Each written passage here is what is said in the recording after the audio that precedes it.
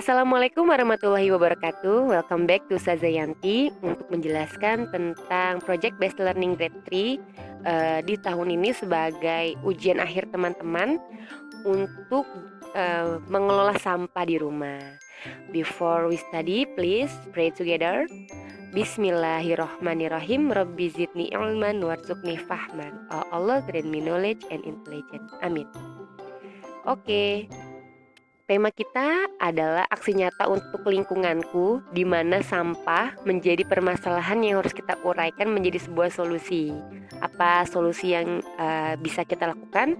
Secara individu, teman-teman mampu mensortir sampah organik, anorganik, dan minyak jelantah sebagai kebiasaan nantinya, lalu membuat karya dari sampah anorganik, menulis surat ke komunitas bank sampah, dan secara kelompok teman-teman akan diminta untuk bersama-sama membuat acara untuk mengedukasi dengan sekolah-sekolah luar dan khususnya adalah Mitra Anahal bersama Asosiasi Bank Sampah Indonesia untuk membuat acara bahaya sampah dan bagaimana cara kita mengurai sampah tersebut.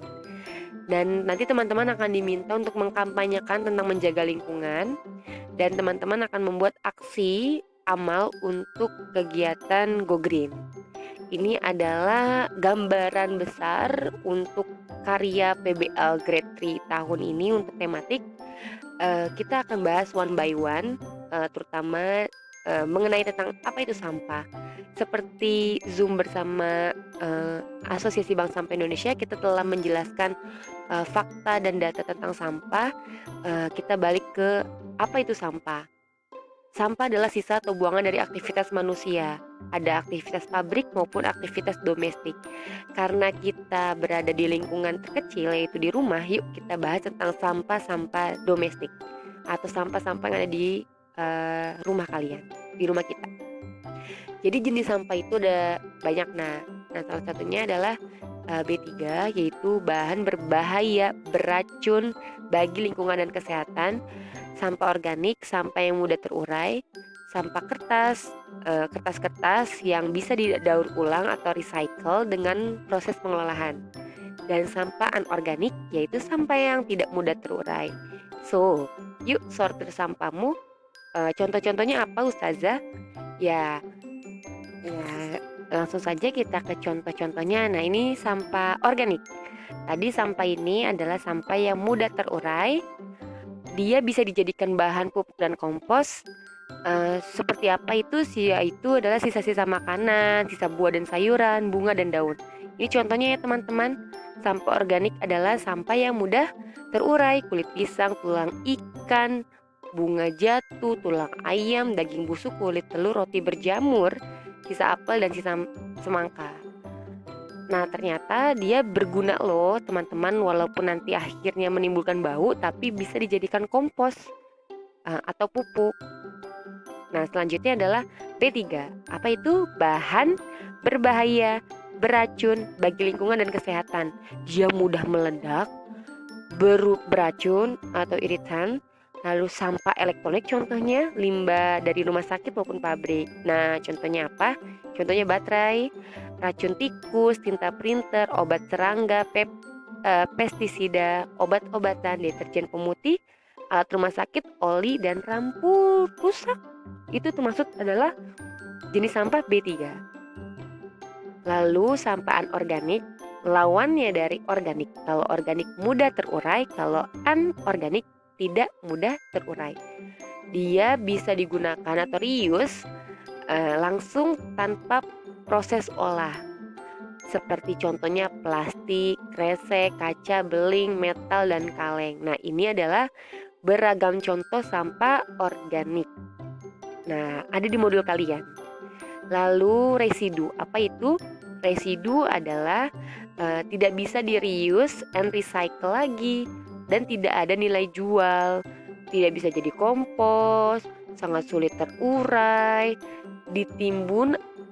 Salah satu metodenya adalah ditimbun atau dibakar di tempat pembuangan akhir.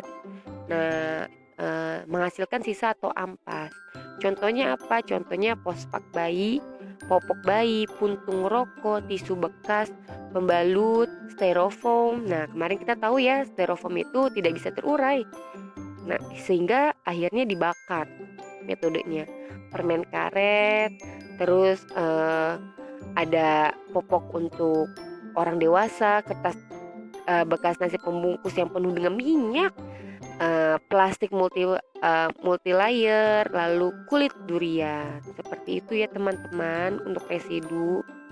Nah, kertas ya kita tahu ya, kertas itu bahannya dibuat dari saripati dari kayu pohon. Nah, sehingga dia itu sebenarnya bisa didaur ulang atau recycle dengan proses pengolahan.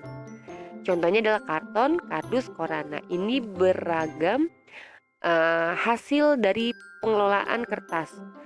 Karton susu, paper cup, gelas-gelas yang kalian bisa minum itu, lalu pamflet, struk belanjaan, semua terbuat dari kertas. Nah, sebenarnya bisa dijadikan recycle. Yang materi sebelumnya ya telah kita jelaskan. Nah, sehingga our mission, misi kita adalah hanya membuat 3 wadah untuk memisahkan sampah anorganik yang tidak mudah terurai, organik yang mudah terurai dan berbau busuk, serta minyak jelantah. Hanya 3 saja dari 5 tong sampah tadi. Nah, sebagai ini adalah contoh habits yang telah Ustazah lakukan sebelum melaksanakan BEMBEL ini. Mau tonton yuk, simak baik-baik.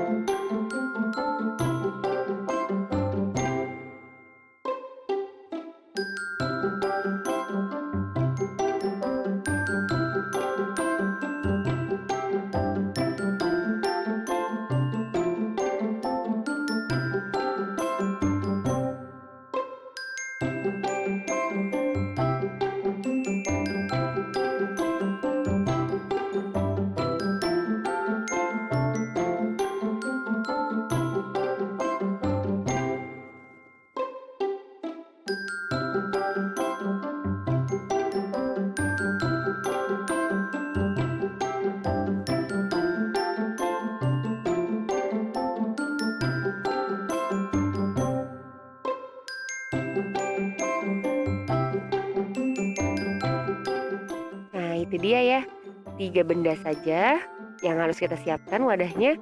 Sampah organik, sisa-sisa makanan kalian, nasi-nasi yang tidak habis dimakan, lalu anorganik, sampah plastik maupun sampah lainnya, dan minyak jelantah yang akan disalurkan kepada Asosiasi Bank Sampah Indonesia. Minyak jelantah kemarin telah kita jelaskan, minyak hasil yang sudah tidak terpakai lagi untuk menggoreng ya teman-teman.